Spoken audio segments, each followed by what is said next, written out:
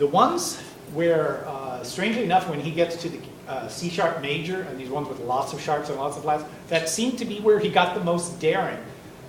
My guess is, since he was such a great player, he kind of assumed not many people would play those. That's not the first thing you would pick, would be A sharp minor prelude or a C sharp major, especially something that went very quickly. So he really did all this daring stuff in those multi-sharp and multi-flat keys. And my guess is he was so good he kind of figured, oh, no one's going to play this but me, so I might as well make it really intellectual. Because nobody's going to do it at a recital. It's just going to be me. And sure enough, you hardly ever hear those at a recital. They're just so difficult to do. Maybe a master's recital.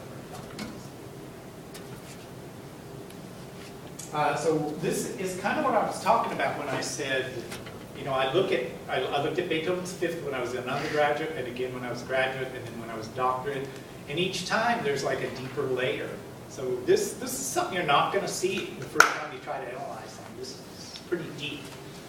But it just goes to show how deep Bach was. I mean, this is the Baroque period.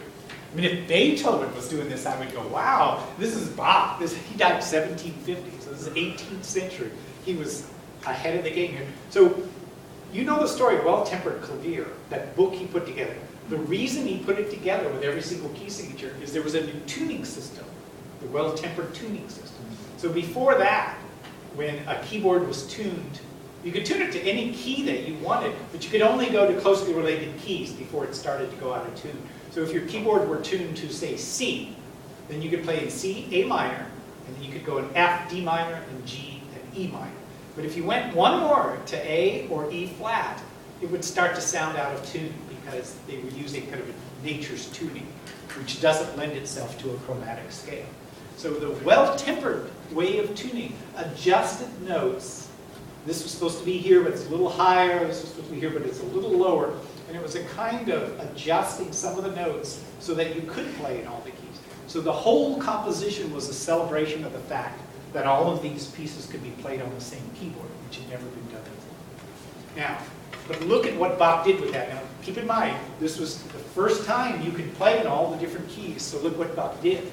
He said that in one piece, I'm going to go from C sharp minor to E minor to B minor to F sharp minor. Never could do that before.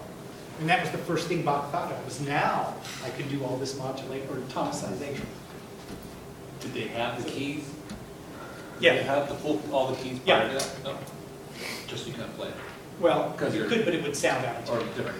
Or you have to Yeah, that's exactly right. So you want to play something in E, you need a harpsichord that's tuned either to E or B or A, so closely related. I actually had I think I still have it, it's a synthesizer module, a Roland D220, and it was unusual in that it came with tunings. I've never seen that before, but you can set your keyboard to play in like Bach's tuning or what nature would give us. And then you have to tell it in C. And then you're playing along in C and it sounds great, but you start to play in F sharp and it's a little harsh there. And they had, this came with a bunch of different tunings, but I guess it was never very popular. Composers didn't use it, or performers didn't use it. But I thought that was kind of interesting to have an electronic keyboard that could imitate all those different tunings. When I was working on my master's, I had a conducting teacher who made us sing with pure intonation, which would be what nature would give us. And we found it by humming do, so, and tuning everything to what our ears heard. And he did a really interesting thing. We had a grand piano, and he would have us sing, and then we found the dominant seventh. The dominant seventh in pure intonation, what nature would give us, is not nearly as harsh as what it is in equal temperament. So he got us to sing this dominant seventh with our heads sticking in the open piano, and then he played the dominant seventh, and we all went, it was just like, woo, and it was so harsh. It was almost like hearing a diminished chord after you hear a major chord. And then he said, yeah, that's how far these notes have been adjusted from what nature gives us. So if you if you're interested, there's a book, I don't know if we have it, I don't think we have it in the library. I have a book, it's called The History of Temperament. And I'll tell you, trying to find a tuning system was like the calendar. You know, trying to find a year that equals the number of days or months or whatever, or weeks. You just can't do it. You always have to have a leap year. You always have to have a leap second or something. And the tuning system, there was, even Pythagoras did this thing called the Pythagorean comma meaning, you know, cheap. Just this distance and a little extra, where he tried to come up with a tuning system. And now we use a very scientific one. The octave is divided into 12 equal parts, perfectly equal, each half step equal, from octave to octave. And that puts the fifth and the fourth and everything slightly out of tune from where it should be. Well, even the piano isn't perfectly tuned. You know, all the keys on your piano aren't perfectly tuned. From how I understand it, you tune the center octave with the tuner, and then you tune the rest of the piano off that center octave.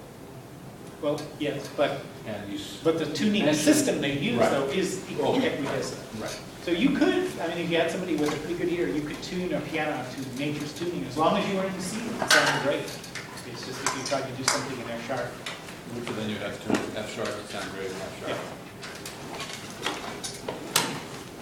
Maybe I'm being naturally tuned. Where's the naturally tuned? Have a great day. We just have Rated your homework. Okay, any questions? Dr. Matthews, Yes. do you mind